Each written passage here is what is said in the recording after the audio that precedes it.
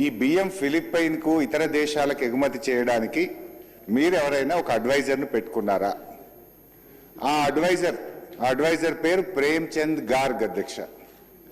వీళ్ళు పెట్టుకున్న అడ్వైజర్ అధ్యక్ష ఆయన ఘరానా మోసగాడు. సిబిఐ ఈడీ కేసుల్లో ఇప్పటికే అరెస్ట్ అయి జైలుకు పోయొచ్చినటువంటి వ్యక్తి.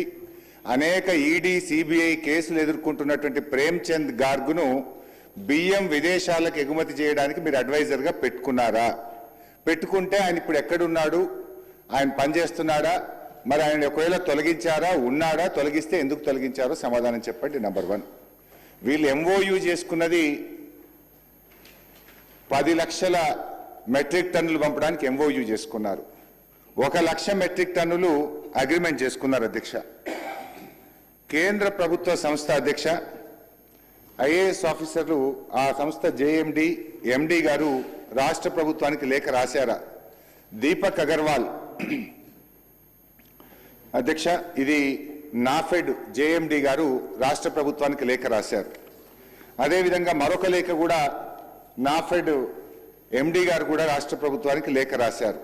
నేను అడుగుతా ఉన్నా, నాఫెడ్ అనే కేంద్ర ప్రభుత్వ సంస్థ మేము మీకు కాకినాడ పోర్టుకు బియ్యం రాగానే మీకు వెంటనే డబ్బులు చెల్లిస్తాం, మాకు అవకాశం ఇవ్వండి అంటే కేంద్ర ప్రభుత్వ సంస్థకి ఇవ్వకుండా ఒక ప్రైవేట్ సంస్థకు ఎందుకు ఇచ్చారు?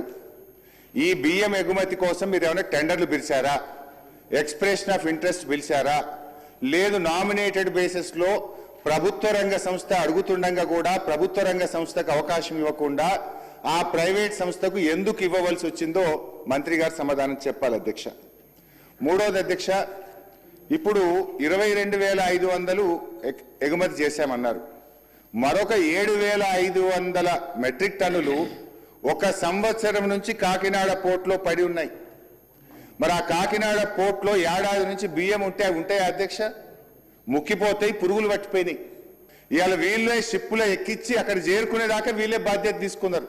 ఇప్పుడు 7,500 మెట్రిక్ టన్నులు కాకినాడ పోర్టులో ఉన్నది వాస్తవమా కాదా? 1 సంవత్సరం నుంచి 7,500 మెట్రిక్ టన్నులు కాకినాడ పోర్టులో ఉంటే మరి దానికి ఎంత మనకు గోడౌన్ ఛార్జెస్ పడ్డాయి, హ్యాండ్లింగ్ ఛార్జెస్ పడ్డాయి, మరి అది కూడా కలిపితే నష్టం వచ్చినట్టే కదా. మంత్రి గారు క్లెవర్గా ఏం చేసిందంటే ₹1 కోటి లాభం వచ్చిందని చెప్పే ప్రయత్నం చేసిండ్రు. మరి 7,500 మెట్రిక్ టన్నుల బియ్యం ఏమైపోయినాయి? అవి ముక్కిపోయినాయా? పురుగులు పట్టిపోయినాయా? అవి వాటి పరిస్థితి ఏంది? దానికి ఎంత హ్యాండ్లింగ్ ఛార్జెస్, గోడౌన్ ఛార్జెస్ మీద పడ్డాయి?